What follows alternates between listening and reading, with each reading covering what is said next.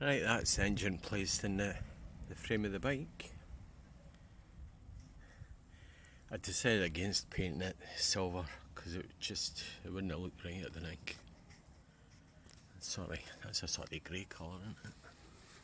No.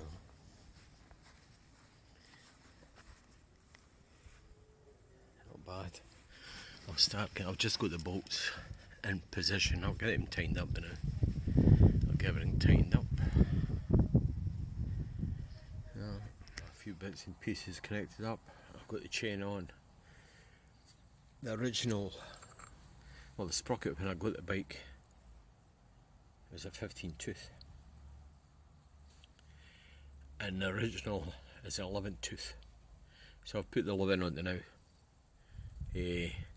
That's quite a new sprocket, so I'll see what that'll give you good acceleration. But crap top end.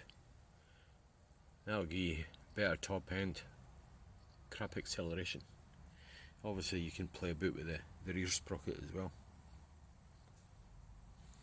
That's a 53. So just thought I would strip back some of this insulating tape on this wiring harness. I just found, I'm not very sure what that is. There's that, wherever that goes. I'm going to have to look at the wiring diagram. I'm going to have to get a pair of vinyl gloves on because I'm not touching that. Right, I've got that stripped back. It looks like there's a fair bit of, that's corrosion, I think.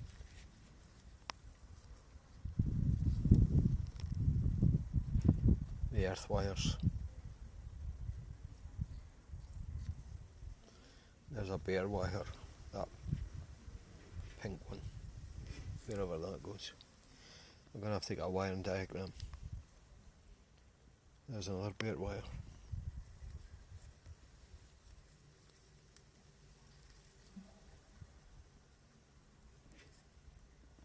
Another bare wire.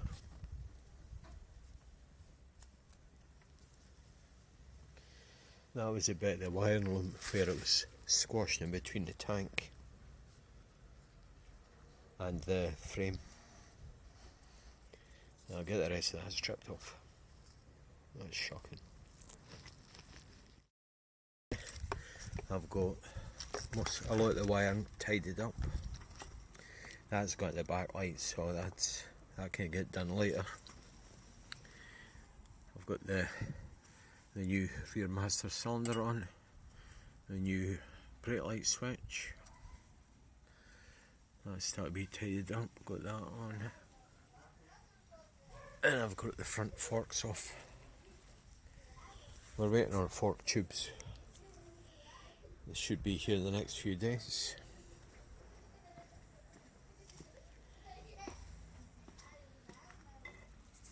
So we're getting there. Just look at that, the headstock bearings are totally knackered. They felt alright with the handlebars, but when I stripped it, it felt notchy when you turn it. So it shows you what these, the water dripping out there. Oh, that didn't feel nice. That's all getting knocked out.